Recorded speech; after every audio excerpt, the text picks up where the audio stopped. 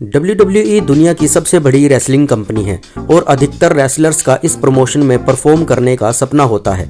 AEW यानी all elite wrestling ने भी अस्तित्व में आने के बाद से ही दुनिया भर के रेसलर्स को अपनी तरफ ध्यान खींचा है। 2019 में AEW की स्थापना के बाद से ही कई सुपरस्टार्स WWE छोड़कर इस रेसलिंग कंपनी में जा चुके हैं। कुछ रेसलर्स ऐसे भी रहे हैं जिन्होंने AEW में परफॉर्म करने के बाद सबसे बड़ी कंपनी WWE में वापसी कर ली है। हालांकि कुछ सुपरस्टार्स ऐसे हैं जिनकी WWE में वापसी करने की शायद इच्छा ही नहीं है।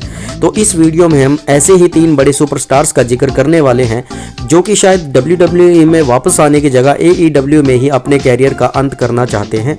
तो हेलो दोस्तों, स्वागत है आपका हमारे YouTube चैनल नेक्सस वर्ल्ड में। तो चलिए दोस्तों, शुरू करते हैं आज की अपनी वीडियो को। बात करें पहले सुपरस्टार की तो वो हैं डेनियल ब्रायन, जिन्हें AEW में ब्रायन डेनियलसन के नाम से जाना जाता है और वो अपने AEW रन से काफ़ी संतुष्ट दिखाई दे रहे हैं। डेनियल ब्रायन ने 30 अप्रैल 2021 को स्मैकडाउन में रोमन रेंज के खिलाफ मैच हारने के बाद से WWE को अलविदा कह दिया था। इसके बाद उन्होंने सितंबर 2021 में ब्रायन डेनियलसन के रूप में AEW में डेब्यू किया था। ब्रायन AEW में आने के बाद से कई बेहतरीन मैच लड़ चुके हैं। डेनियलसन ने रेसल ड्रीम 2024 में जॉन मोक्सली के हाथों AEW वर्ल्ड चैंपियनशिप गंवाने के बाद अपना फुल टाइम रेसलिंग कैरियर का अंत कर दिया था। ब्रायन डेनियलसन फिलहाल चोटिल हैं और उन्हें पूरी तरह फिट होने के बाद वो पार्ट टाइमर के रूप में परफॉर्म कर सकते हैं। बता दें कि ब्रायन को AEW में बैक स्टेज रोल भी दिया गया है। यही कारण है कि उनके इसी रेसलिंग कंपनी में कैरियर का अंत करने की बहुत ज़्यादा संभावनाएं जताई जा रही हैं। चलते हैं दूसरे सुपरस्टार की तरफ, तो वो हैं एज। एज ने साल 2023 में AEW ज्वाइन की थी। एज ने रॉयल रंबल 2020 के जरिए रिटायरमेंट से वापसी की थी। R-रेटेड सुपरस्टार ने WWE में शानदार रन के बाद अक्टूबर 2023 में रेसल ड्रीम के जरिए AEW में एडम कोपलैंड के रूप में डेब्यू किया था। उन्होंने हाल ही में इंजरी से उबर कर AEW टीवी पर वापसी की है और वो इस हफ्ते डायनामाइट मैच लड़ते हुए भी दिखाई दिए हुए।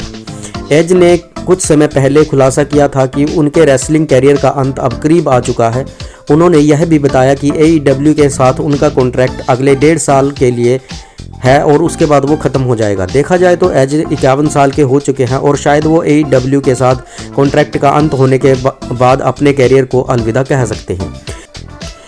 तीसरे रेसलर की बात करें तो वो है डीन अम्ब्रोस, जिन्हें AEW में जॉन मोक्सली के नाम से जाना जाता है। जॉन मोक्सली ने WWE में साधारण बुकिंग से निराश होने के बाद इस रेसलिंग कंपनी को अलविदा कह दिया था। जॉन को AEW में ज़बरदस्त बुकिंग्स दी जा रही हैं और वो मौजूदा समय में वर्ल्ड चैंपियन भी बने हुए हैं। बता दें कि मोक्सली का AEW के साथ मौजूदा कॉन्ट्रैक्ट 2027 में ख़त्म होगा।